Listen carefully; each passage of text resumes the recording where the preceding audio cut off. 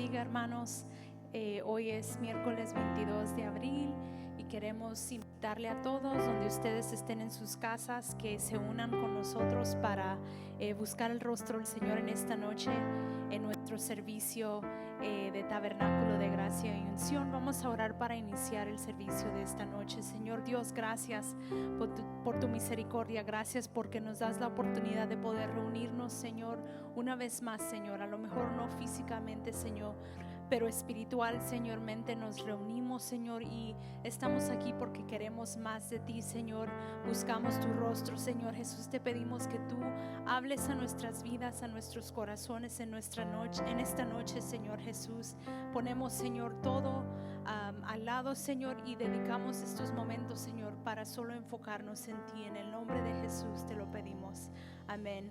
Vamos a leer en el Salmo 73, del 23 al 26, y dice: con todo yo siempre estuve contigo, me tomaste de la mano derecha, me has guiado según tu consejo, y después me recibirás en gloria. ¿A quién tengo yo en los cielos sino a ti? Y fuera de ti nada deseo en la tierra. Mi carne y mi corazón desfallecen, mas la roca de mi corazón y mi porción es Dios para siempre. Amén. ¿A quién tenemos nosotros en los cielos sino a ti? Nosotros tenemos a nuestro Dios, a nuestro Creador, a nuestro Padre, que está con nosotros en todos momentos, y vamos a rendirle a Él nuestra mejor alabanza en esta noche. Amén. Te adoramos, Jesús. Te exaltamos, Jesús, porque en ti, Señor, todo es posible, Jesús.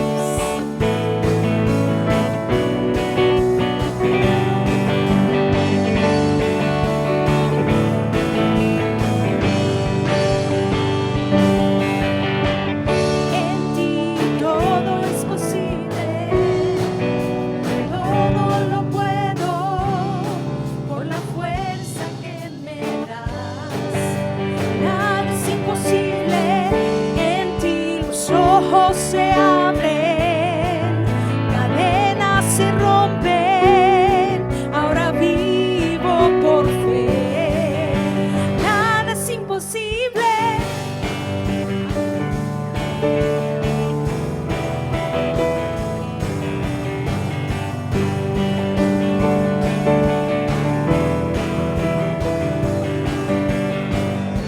No voy a vivir por lo que veo, voy a vivir por lo que siento. Yo sé que aquí conmigo estás. Yo sé que todo es posible en ti. En ti todo es posible.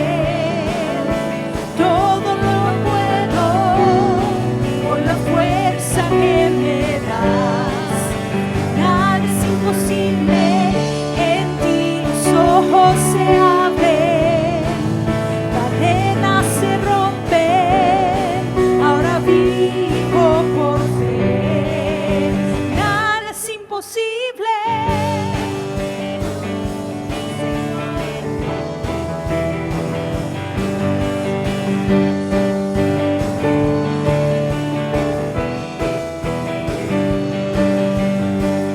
Creo en ti, creo en ti, creo en ti, creo en ti, Jesús. Creo en ti, creo en ti, creo en ti, creo en ti, Jesús. Creo en ti, creo en ti, creo en ti, creo en ti, Jesús. Creo en ti, creo en ti, creo en ti, creo en ti, Jesús. En ti todo es posible, todo lo puedo por la fuerza que me das. Nada es imposible, en ti los ojos se abren, cadenas se rompen, ahora vivo por fe. Nada es imposible, creo en ti, creo en ti, creo en ti, Jesús. Creo en ti, creo en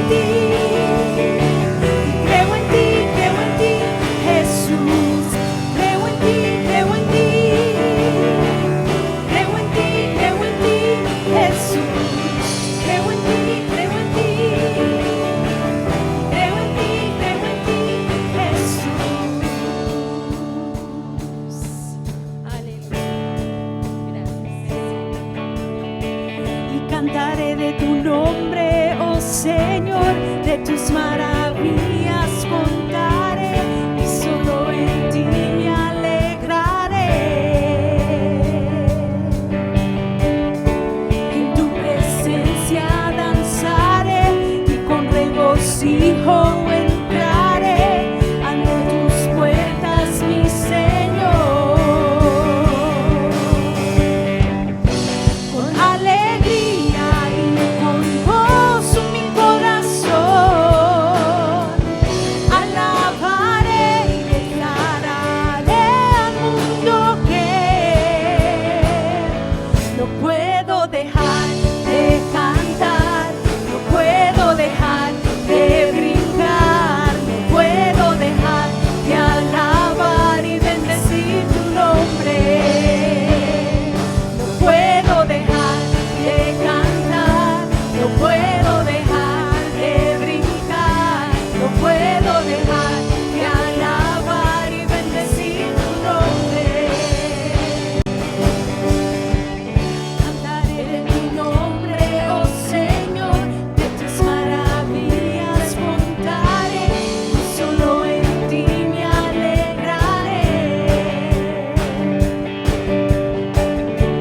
En tu presencia danzaré y con regocijo entraré ante tus puertas, mi Señor. Con alegría y con gozo en mi corazón alabaré y declararé al mundo que no puedo dejar de cantar, no puedo dejar de gritar, no puedo dejar de alabar y bendecir tu nombre. No puedo dejar de cantar, no puedo dejar de brincar, no puedo dejar de alabar y bendecir tu nombre.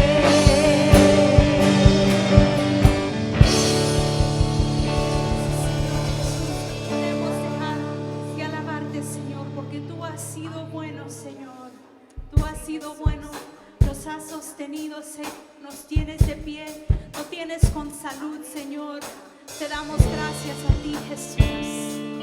Levantamos nuestras manos a ti, Señor, y te damos gloria, te damos honra, te agradecemos por tan bueno que tú has sido con nosotros, Jesús, sin nosotros merecernos. Gracias por tu fidelidad, gracias por ser mi porción, mi roca, Señor. Te glorifico a ti, Jesús.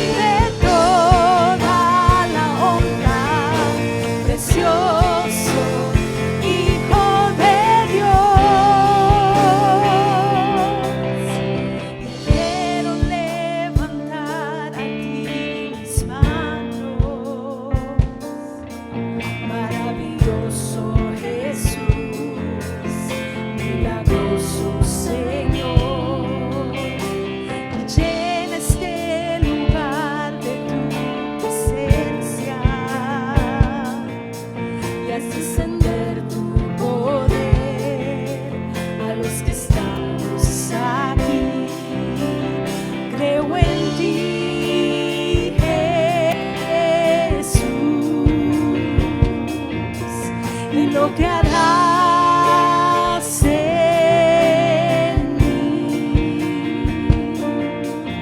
Creo en ti, Jesús, y en lo que harás en mí.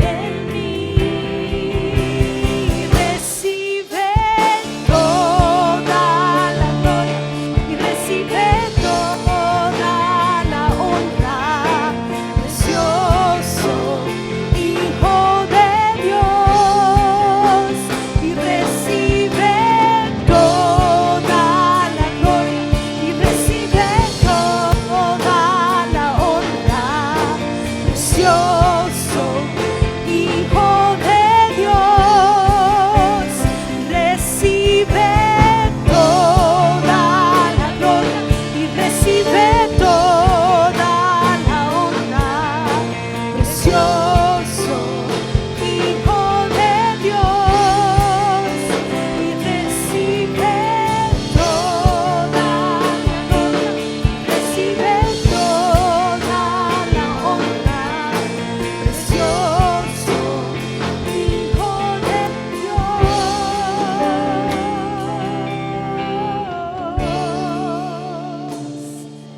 Sí, Señor Jesús, tomamos este momento, Señor, para agradecerte, Señor, por todo lo que tú nos has dado, Jesús.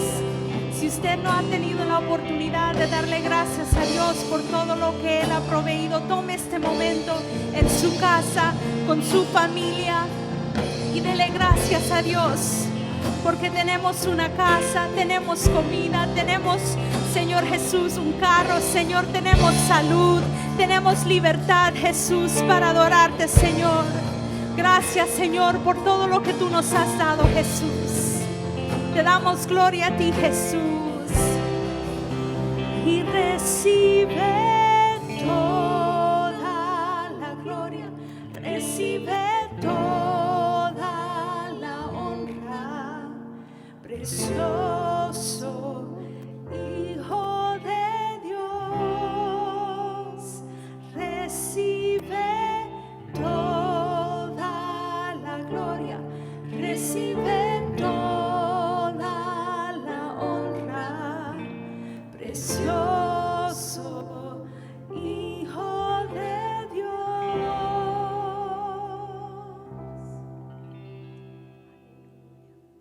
Gracias, Jesús.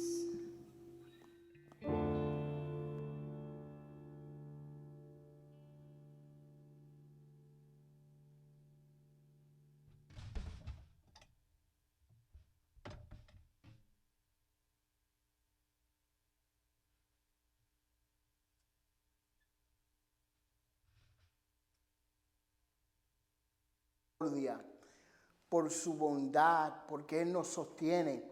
Su misericordia es para siempre, dice la palabra de Dios.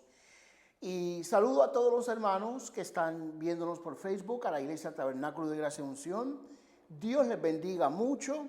A todos los hermanos que se han unido también, Dios les bendiga. A los amigos que están presentes. Esperamos que en esta noche seamos ministrados por la palabra de Dios. Vamos a empezar una serie pequeña del libro del profeta Ageo, pero quiero traerles una breve introducción de cómo debemos de estudiar el Antiguo Testamento y cómo debemos de estudiar el libro de los profetas. Antes de entrar de lleno en Ageo, solo voy a dar una introducción breve esta noche del libro de Ageo, pero vamos a primero dar una instrucción de cómo nosotros efectivamente podemos estudiar la palabra de Dios. Queremos ser una iglesia que pueda profundizar en la palabra de Dios, reconociendo que cuando entendemos que Dios nos habla en su palabra y la ponemos por obras en nuestra vida, esto afecta nuestra vida de una forma buena.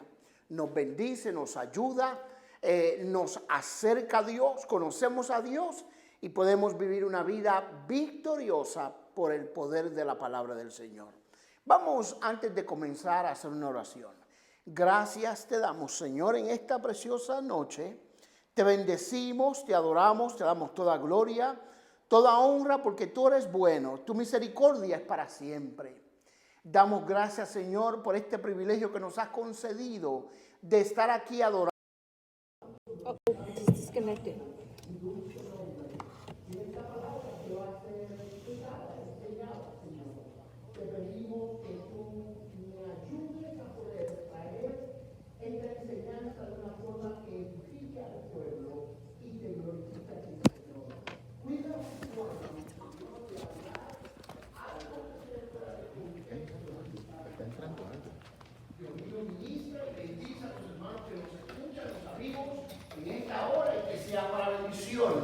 De cada uno de nosotros, Señor, y para el engrandecimiento y bendición de tu santo nombre. Gracias, Señor. Amén.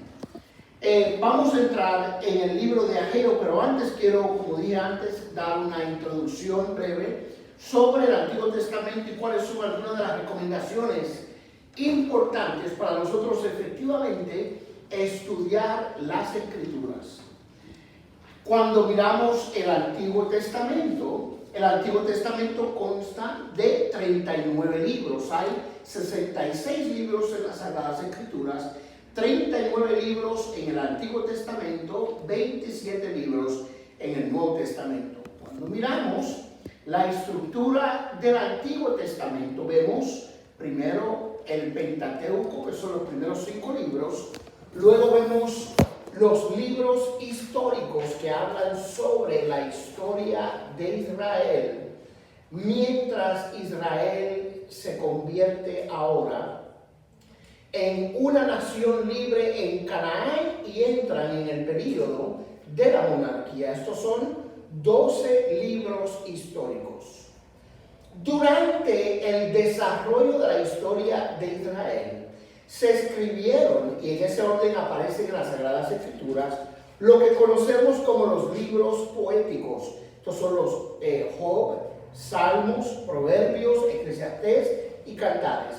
Luego, los últimos 17 libros del Antiguo Testamento son los libros proféticos. Ahí vemos el total de 39 libros. Ahora, cuando miramos los libros proféticos, son 17 libros escritos por los profetas.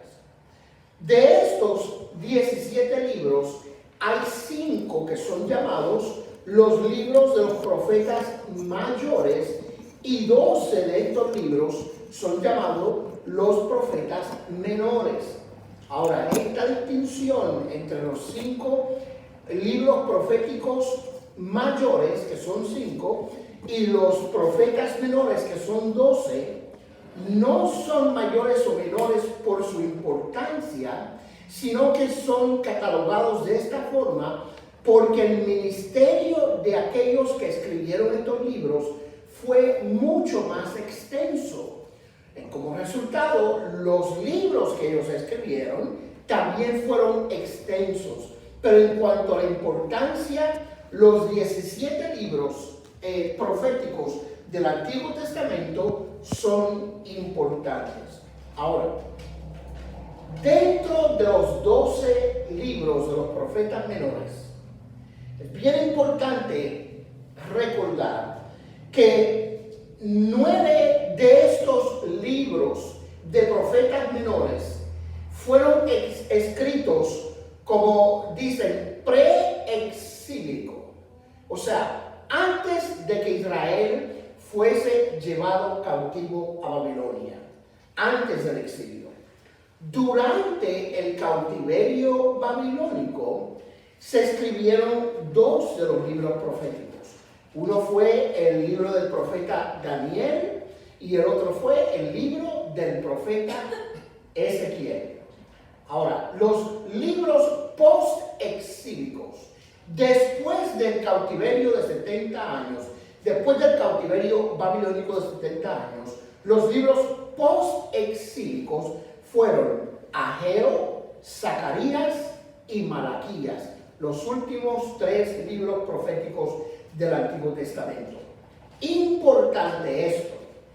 La Biblia, el escrito del Antiguo Testamento, Dios deja de hablar en el libro de Malaquías, luego pasa un periodo de 400 años donde Dios no dice nada y luego Dios vuelve a tratar con el hombre en los evangelios. Pero entre el libro de Malaquías y el primer evangelio en el Nuevo Testamento pasaron 400 años. Ahora, estas son algunas de las recomendaciones que vamos a hacer para el estudio del Antiguo Testamento, y también esto aplica para el estudio de la Escritura completa, tanto en el Antiguo Testamento como en el Nuevo Testamento. Una de las cosas que tenemos que tener presentes siempre en la lectura de la palabra de Dios es que hay un enfoque principal en las Escrituras que es teocéntrico y no antropocéntrico. Teocéntrico, pero no antropocéntrico. ¿A qué me refiero con esto? Teocéntrico, teo es la palabra Dios. O sea que la figura principal y el enfoque principal de las Sagradas Escrituras es Dios. Dios. No antropocéntrico. Yo creo que ahí es donde muchas veces erramos en el estudio de la palabra de Dios, porque lo hacemos antropocéntrico. Nos enfocamos en nosotros y el hombre en el estudio de la palabra de Dios. Muchas veces nosotros, cuando nos acercamos a la palabra de Dios, en lugar de nosotros pensar, quiero estudiar la palabra de Dios para conocer mejor al Dios que me salvó, decimos, quiero estudiar la palabra de Dios a ver qué Dios me tiene que decir a mí, o a ver qué promesas hay en la palabra de Dios para mí, o para ver quién yo soy en Dios. No negamos la realidad de que la palabra de Dios sí nos habla de las promesas de Dios para nosotros. No negamos la realidad de que sí, la palabra de Dios, Dios mismo nos da una identidad a cada uno de nosotros como hijos de Dios, pero el enfoque principal de la Escritura no es el hombre, sino que es Dios. Y cuando cometemos el error muchas veces de centrarnos a nosotros para ver qué Dios nos tiene que decir a nosotros, cómo Dios nos va a bendecir, qué Dios quiere para nosotros, nos perdemos unos principios de grande valor para nuestra vida, porque Dios es el centro de las Escrituras. Esto es un detalle, amado hermano, que es sumamente importante para nosotros. ¿Por qué razón? Porque una de las cosas que con frecuencia escuchamos cuando oímos ciertas historias de la Biblia es que vemos a personajes bíblicos, lo cual consideramos nosotros que ellos son dignos de nosotros imitar, emular, y queremos muchas veces ponernos a nosotros en el lugar de ese personaje, perdiendo el enfoque. Por ejemplo, vamos a dar un ejemplo en esta noche. Muchas veces hablamos de la historia de José. En la historia de José, al principio de su vida, mientras crecía, pasó por muchas vicisitudes. Sus hermanos lo vendieron, fue llevado esclavo a Egipto, fue encarcelado injustamente a consecuencia de una calumnia, pero luego Dios pone gracia en él. Termina en el palacio del rey como uno de los gobernadores de Egipto, y la enseñanza moral que nosotros extraímos de la historia de José es: vas a sufrir, pero Dios va a poner gracia en ti y favor en ti para que termines en una posición de autoridad.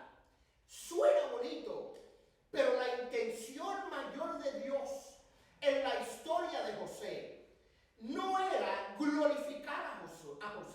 sino glorificar su propio nombre, preservar la línea mesiánica. ¿Por qué razón? Porque uno de los hermanos de José era Judá. Y cuando José fue puesto en esa posición, Dios no lo hizo por José, lo hizo para preservar la línea mesiánica de Judá, a través de la cual iba a venir el Salvador del mundo. De manera que la historia de José no es otra cosa que la glorificación de la fidelidad de Dios y el ejercicio de su plan y propósito eterno que sobrepasa los parámetros del ser humano. O sea que la historia de José surgió porque Dios estaba haciendo cumplir su plan y propósito de traer a Jesucristo como el Salvador del mundo. El que solo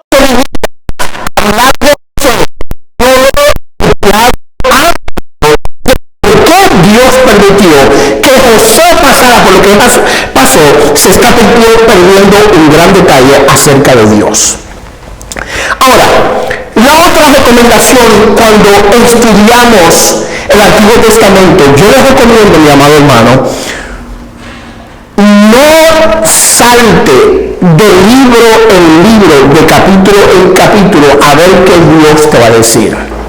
Busca cómo establecer un régimen de estudio sistemático en la cual tú puedas entender la cronología de las Sagradas Escrituras, la cronología de la historia del hombre, la cronología de la ejecución del plan divino de Dios, y así puedes siempre entender el cuadro amplio de por qué Dios inspiró a 40 autores a escribir la santa palabra de Dios.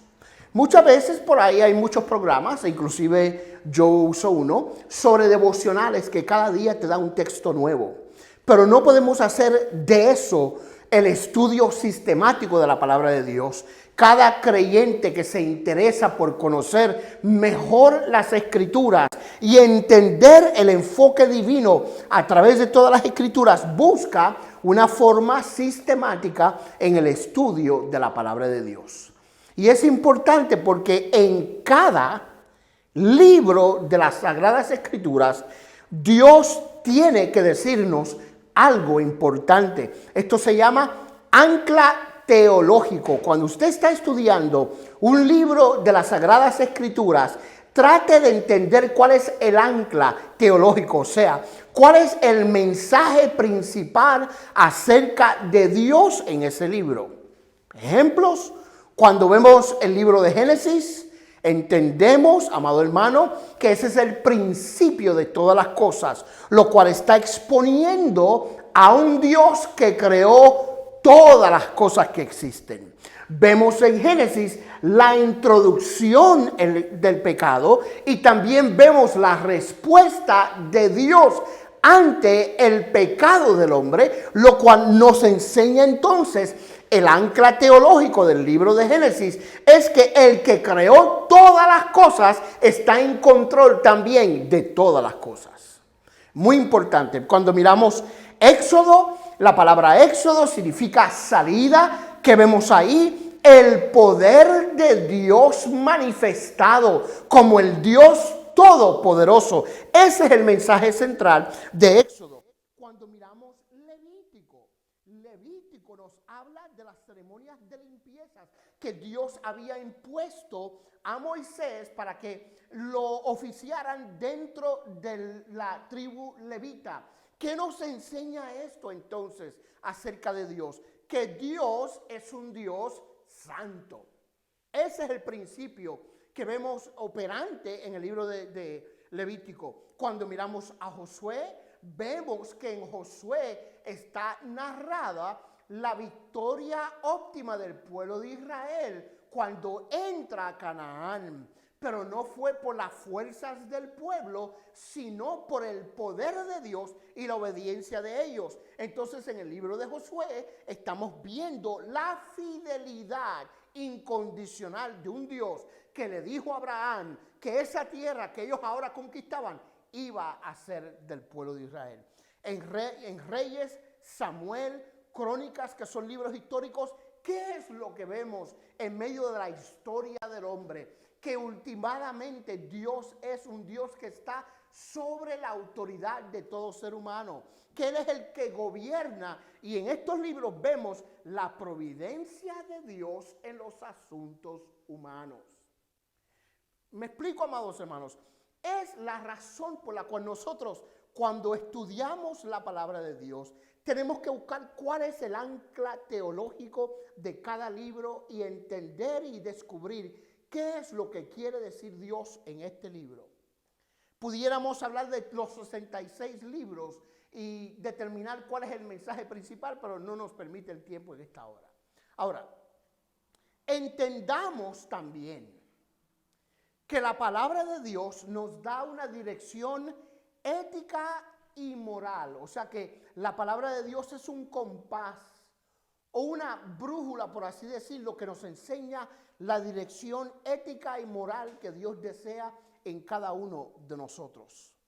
Entonces, cuando miramos las Sagradas Escrituras están llenas de principios acerca de Dios que nunca cambian.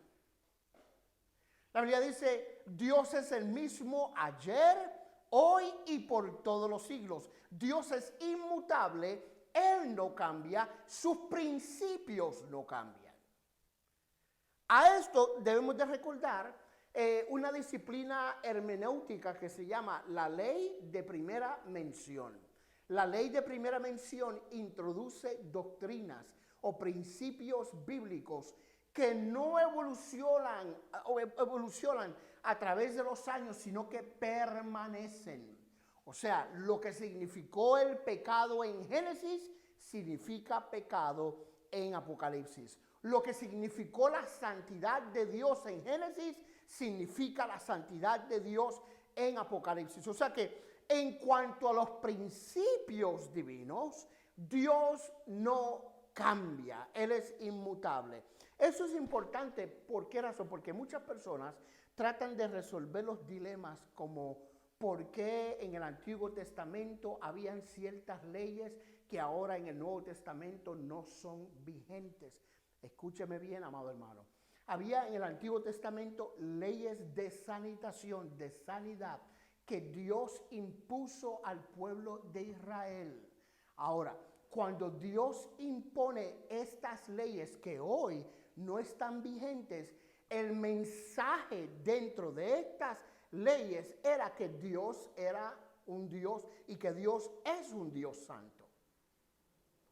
Así que en el Antiguo Testamento Dios habla sobre estas leyes, habla sobre lo que es inmundo, lo que es santo. Ese principio permanece porque ahora en el Nuevo Testamento el mismo Cristo dijo, sed santos como vuestro Padre que está en los cielos es santo. De manera que cambió la ley, cambiaron las ceremonias, pero el principio detrás de la ceremonia no ha cambiado. Dios es santo, Él quiere ser glorificado, Él es bueno, su misericordia es para siempre, y aunque no practicamos lo que el Antiguo Testamento propone en cuanto a las ceremonias, lo practicamos espiritualmente. ¿Por qué razón? Porque los principios de Dios jamás van a cambiar. Ahora, cuando vemos los libros proféticos, ya vamos a acercarnos ya mismo a Ageo. Cuando vemos los libros proféticos, todas las profecías en los libros proféticos están hechas de dos formas. Y es importante entenderlo cuando estudiamos Ageo, Isaías, Jeremías, todos los libros proféticos. La primera forma es la forma predictiva. O sea que Dios levantó profetas en el pueblo de Israel que escribieron estos libros que hacen predicciones acerca del tiempo futuro. ¿Okay? Hacen predicciones acerca del tiempo futuro. También ellos eran levantados por Dios para una aplicación presente en su época. Por ejemplo, cuando Israel estaba fuera del camino de obediencia, cuando Israel estaba adorando otros ídolos que no era el Dios verdadero, entonces Dios levantaba del medio de un pueblo a profetas que exhortaran a Israel en base a la condición actual en la cual ellos se encontraban. ¿Okay? So, hay dos formas. Está la predictiva para el futuro y está la aplicación presente, que eran mensajes aplicados para la condición de Israel en su historia. Ahora, estas profecías predictivas, miren bien, estas profecías predictivas pueden ser profecías de doble referencia, lo cual significa que tenía un cumplimiento para la época y un cumplimiento futuro. La más que conocemos y la más fácil de nosotros hablar de ella fue la profecía que Dios le hizo al rey David. Dios le dijo al rey David que el reino de David iba a ser un reino eterno. Nosotros sabemos que David no es eterno, que él no vivió para siempre, pero Cristo es de la raíz de David. Entonces, mientras David estuvo en vida, nadie lo sacó de ser rey. Y ahí se cumplió la profecía. Pero luego en Cristo se cumple la ley de doble referencia, porque a Cristo en su ministerio lo llamaban el Hijo de David. Inclusive en Apocalipsis hace referencia al Hijo de David también. Y en esta forma vemos que la profecía se cumplió para el tiempo de David y se va a cumplir y se está cumpliendo en nuestro Señor Jesucristo. Ahora, vamos al libro de Ageo. Al libro de Ageo. Este es un libro escrito, es un libro post-exílico. En otras palabras, después de que Israel fue libertado de 70 años de cautiverio. Luego que Israel había experimentado ahora la libertad de Babilonia por 70 años. Ahora, bien importante que nosotros entendamos un principio sobre esto. En todos los libros proféticos, en la cual Dios estaba advirtiendo a Israel de su pecado, amonestando, exhortando a Israel de su pecado, Dios prometió juicio. Pero también en el proceso de Dios emitir juicio, prometer juicio para el pueblo de Israel por causa de su desobediencia, en medio de estos libros proféticos, Dios siempre incluía entre los mensajes de los profetas un mensaje de restauración y un mensaje de bendición. Esto no lo podemos olvidar. ¿Por qué razón? Y esto es importante. Dios nos bendice a cada uno de nosotros. Dios quiere lo mejor para cada uno de nosotros, pero por eso no nos deja de disciplinar. Porque Dios quiere que seamos mejores, que cambiemos nuestro corazón debe de cambiar, nuestras actitudes deben de cambiar. Dios emite juicio, pero también emite consuelo y emite esperanza. Y lo vemos a través de todos los libros, pero en referencia a Ageo, que es uno de los cumplimientos de las promesas de Dios, aparte de que es un profeta levantado por Dios, podemos abrir nuestras Biblias en Jeremías capítulo 29, versículos 10 al 13. Mire lo que dice Jeremías 29, 10 al 13. Dice, porque así dijo Jehová, cuando en Babilonia se cumplan los 70 años, yo os visitaré y despertaré sobre vosotros mi buena palabra para haceros volver a este lugar. Esto lo dijo Jeremías mientras Israel estaba todavía en Jerusalén. Porque yo sé, dice Dios, los pensamientos que tengo acerca de vosotros, dice Jehová, pensamientos de paz y no de mal, para daros el fin que esperáis. Entonces, mire el versículo 12 conmigo, por favor. Entonces me invocaréis y vendréis y oraréis a mí, y yo os oiré. Y me buscaréis y me hallaréis, porque me buscaréis de todo vuestro corazón. Dios aquí estaba hablando del futuro, pero dentro de ese futuro también había 70 años de cautiverio. Nadie que yo oigo que usa ese texto habla de eso. Pero lo que Dios está tratando de decir es, yo te voy a dejar pasar por el proceso de la disciplina con el propósito de que tú aprendas a invocarme, a buscarme, a seguirme y a pedirme. Ahora, esa restauración de la religión de Israel, en la cual ellos podían buscar nuevamente a Dios, iba a ser cuando regresaran de Babilonia y pudieran entonces restaurar el templo que iba a ser destruido. Noten bien, ellos iban a restaurar su adoración a Dios luego que el templo fuera reconstruido.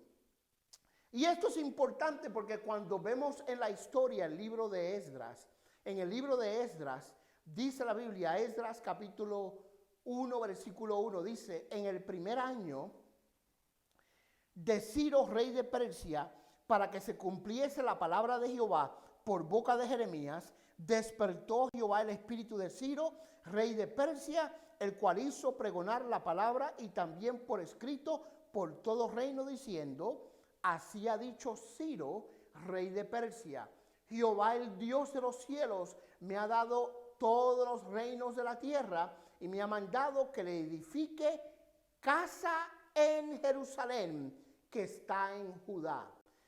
Oiga detenidamente, por favor. Quien haya entre vosotros de su pueblo, sea Dios con él, y suba a Jerusalén, que está en Judá, y edifique la casa a Jehová, Dios de Israel. Él es el Dios, la cual está en Jerusalén. Ahora, miren esto, por favor, conmigo. Dios levanta el espíritu de Ciro para que Israel regresase a Jerusalén y comenzaran, escúcheme, no a reedificar los muros, sino a reedificar la casa de Dios. La casa de Dios, el lugar de adoración. Ahora, ¿por qué Dios levanta al rey Ciro, que era el rey de Persia? Persia había conquistado a Nabucodonosor y al hijo de Nabucodonosor, Belsasar. ¿Por qué Dios levanta al profeta Ageo? Porque cuando Israel regresa a Jerusalén con el propósito de edificar el templo, dice la Biblia que lo primero que sucedió cuando ellos comenzaron a reedificar el templo es que ellos recibieron oposición. Ellos recibieron oposición. Y miramos esto, porque es interesante. Israel, cuando comenzó a experimentar oposición, dejaron de construir. De manera que lo único que pudieron construir hasta ese momento fueron los fundamentos del templo. Pero luego, por 18 años, Israel abandonó el proyecto del templo. Yo te digo a ti, amado hermano, te pregunto, amado hermano, en esta noche, ¿qué proyecto te ha dado Dios a ti? Que por usted haber experimentado oposición, lo ha abandonado. ¿Qué misión, qué visión Dios te ha dado? ¿Qué parte importante en su obra Dios te ha dado? Que porque ahora estás experimentando oposición y dificultades, ya no pones tu mano en el arado, sino que has mirado hacia atrás y has dejado de hacer lo que Dios te llamó a hacer. Esto es bien importante, hay algo aún más importante en todo esto. Ellos quedaron estáticos por 18 años, dejaron de construir el templo, pero luego cuando ellos reinician su obra, solo les tomó 4 años en reedificar el templo. Y muchas veces nosotros estamos al borde de una gran victoria en Dios, pero por recibir nosotros oposición, nosotros abandonamos el plan y el propósito de Dios para nuestra vida. Pero Dios nos habla en esta mañana, amado, en esta noche, perdón, y nos dice, ¿sabes qué? Vuelve y pon tus manos en el arado. Vuelve y trabaja, vuelve y actúa, porque yo soy el Dios que te ha pedido que lo haga. Nótese en esto, que Dios levantó al rey Ciro, un hombre pagano, con el propósito de hacerle entender al pueblo de Israel que Dios los llamaba a volver a reconstruir el templo. Ahora, Esdras capítulo 5 versículos 1 y 2 dice lo siguiente, porque Dios levantó dos profetas, Dios levantó a un gobernador y Dios levantó a un sumo sacerdote.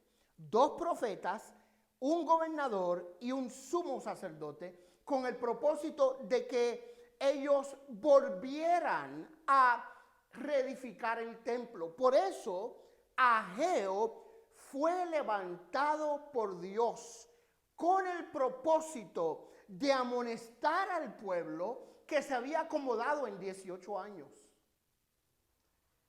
En 18 años donde ellos abandonaron el proyecto del templo, ellos se acomodaron. Y lo que pasó con el pueblo de Israel fue que sus prioridades cambiaron. Mire, mi amado hermano, en esta preciosa noche, cuando nosotros dejamos de servirle al Dios que nos salvó, nuestras prioridades cambian. Y hay veces que Dios permite circunstancias en nuestra vida para regresarnos a aquellas cosas que eran más importantes que la distracción en la cual nosotros hemos entrado. 18 años. La misión principal, reconstruir el templo. ¿Qué hizo Israel en 18 años? Ellos, dice la Biblia, artesonaron sus casas. Ellos reconstruyeron sus casas. Ellos adornaron sus casas. Ellos empezaron a hacer siembras y cosechas y abandonaron el proyecto principal. Dios le dice, la casa de ustedes está adornada. La casa de ustedes está artesonada. Pero el templo está destruido. Y yo te pregunto a ti en esta noche en el nombre de Jesús. ¿Es posible que cosas fuera de tu servicio y devoción a Dios estén muy bien? Pero en tu vida espiritual, en el templo que eres tú, templo del Espíritu Santo, es posible que aunque todo en tu vida está bien, tus finanzas están bien, su trabajo está bien, su popularidad está bien, sus amigos están bien, sus pertenencias están bien, es posible que haya destrucción y haya déficit en tu vida espiritual. Y Dios te dice, más que tu vida secular, lo más importante es tu relación conmigo. Tu relación conmigo. Ahora, mire lo que dice Esdras 5, 1 y 2. Dice, profetizaron Ageo y Zacarías, hijo de Ido, ambos profetas, a los judíos que estaban en Judá y en Jerusalén, en el nombre del Dios de Israel, quien estaba con ellos. Entonces se levantaron Zorobabel, hijo de Salatiel, y Jesúa o Josué, hijo de Josadac, y comenzaron a reedificar la casa de Dios que estaba en Jerusalén, y con ellos los profetas de Dios que les ayudaban. Ahora, como dije anteriormente, 18 años se paralizó el proyecto y luego en 4 años ellos terminan la construcción del templo. Es interesante ver, amado hermano, cómo esto sucedió, porque faltaba poco para ellos poder alcanzar su victoria. Pero la oposición se puso en medio y ellos vieron primero la oposición antes del plan divino de Dios. ¿Qué nos ayuda a nosotros a poder pasar las vicisitudes de la vida? ¿Qué nos ayuda a nosotros a seguir hacia adelante en medio de las batallas, las luchas, la oposición, la persecución? que hay un plan divino de Dios por medio y que Dios, amado hermano, puede hacer posible que nosotros alcancemos una victoria total en Dios. Esdras capítulo 6, versículo 14 y 15.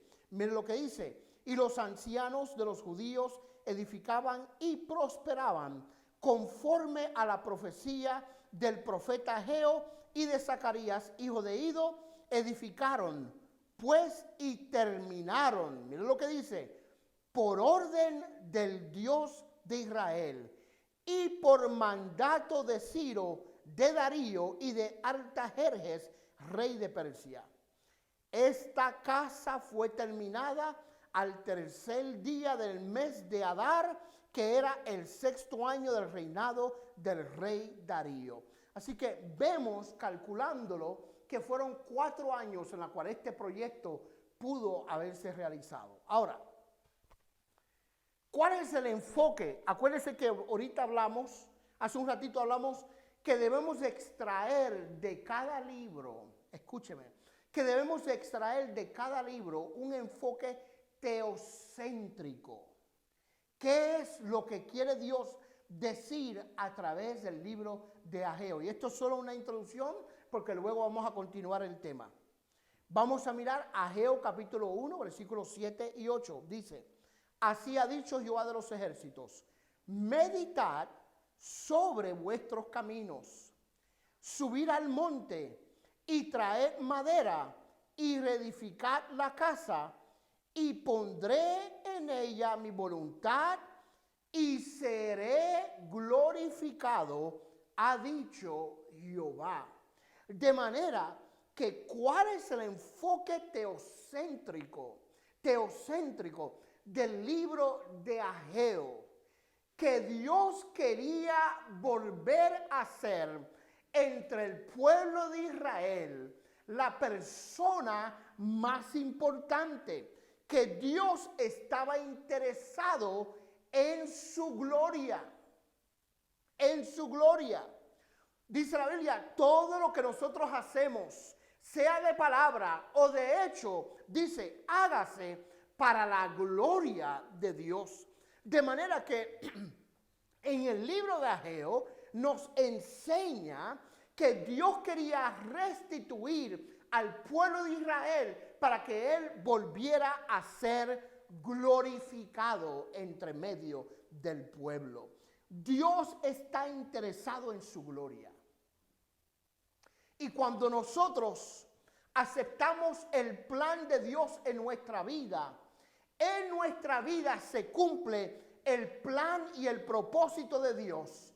Y como resultado, su nombre es glorificado y su nombre es exaltado a través de las cosas que Dios hace en nuestra vida. Yo te digo, amado hermano, Dios quiere volver a ser el centro de tu hogar. Dios quiere volver a ser la persona más importante en tu casa. Cuando honramos a Dios, glorificamos su nombre, entonces podemos llevar a cabo el plan y el propósito de Dios para nuestra vida, cumplirlo y no dejar que las vicisitudes y las pruebas de la vida y las circunstancias nos cohíban, nos priven de nosotros cumplir el plan y el propósito de Dios para nuestras vidas. Dios les bendiga, Dios les guarde. Vamos a hacer una oración en esta preciosa noche por cada uno de ustedes, para que Dios les fortalezca, le ayude y que en este tiempo en el cual usted está en su casa, algunos no pueden trabajar, algunos sí, pero que durante este tiempo usted pueda tomarlo para reflexionar y pensar: es Dios el centro de mi hogar, es Dios el centro de mi vida. ¿Estoy cumpliendo el plan y el propósito de Dios en mi vida o estoy muy distraído en las cosas periferales de la vida? Esa es la pregunta, ¿verdad? Dios quiere ser honrado y bendecido en su hogar. Así que vamos a orar, vamos a hacer una oración, luego tengo un anuncio y nos despedimos en oración.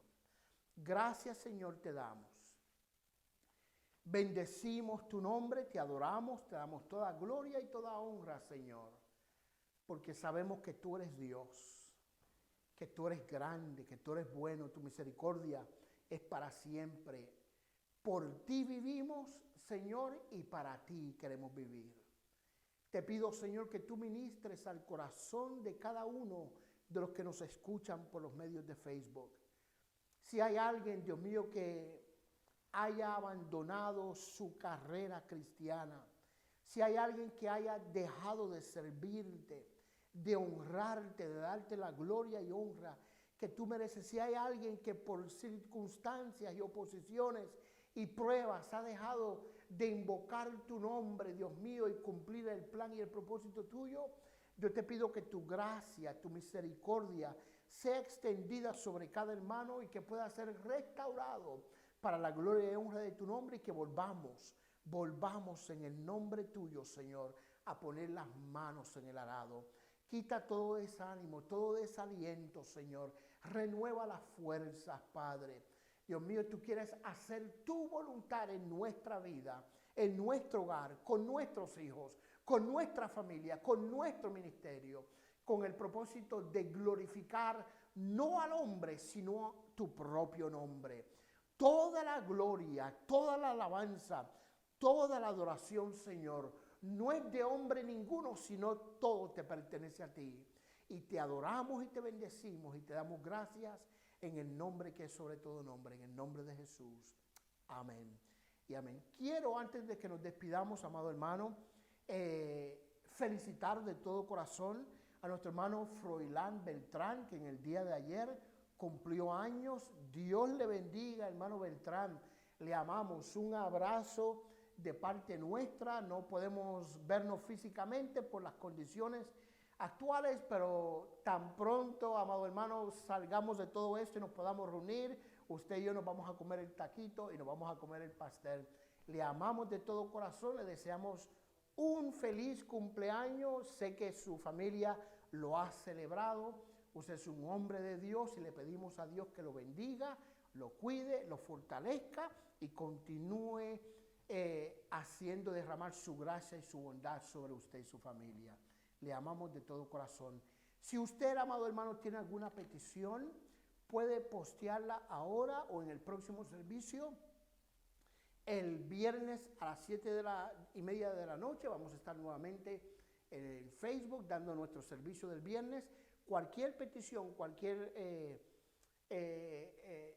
comentario puede hacerlo a través de Facebook. Dios le bendiga, Dios le guarde. Oramos por nuestro hermano Froilán Beltrán y luego nos despedimos en oración. Gracias, Señor, te damos por este servicio, por los adoradores, Dios mío, que nos llevaron a un tiempo de adoración, reconocimiento de tu santo nombre, Señor amado. Bendice este servicio y te pedimos por tu hijo, nuestro hermano Beltrán, Señor, que cumplió años ayer. Gracias, Padre, porque tú eres el que da vida. Tú fortaleces, Señor amado. Te pedimos que tú continúes bendiciendo a tu siervo, dándole fortaleza, ánimo, Señor amado.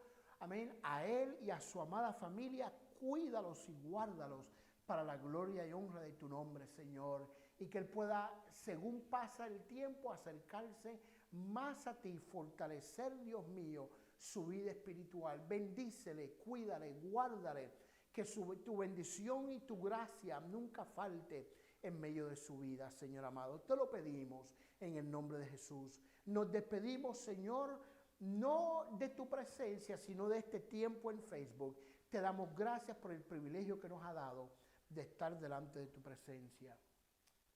En el nombre de Jesús. Mira, Señor amado, nuestro hermano Wilmer tiene una petición delante de ti. Tú la conoces. Tú sabes la necesidad de tu siervo. Te pido, Señor, que tú abras las puertas que tengas que abrir, cerrar las puertas que tengas que abrir, para que últimamente tu plan y tu propósito se lleven a cabo en la vida de tu siervo. Bendícele, Señor. Él ora confiando en ti. Él pide confiando que tú puedes, que tú eres el suplidor, Dios mío, de todas sus necesidades. Te lo pedimos en el nombre de Jesús. Gracias, Señor. Gracias, Señor. Dios les bendiga, mis amados. Dios les guarde. buenas noches y nos vemos el próximo viernes a las 7:30 de la noche.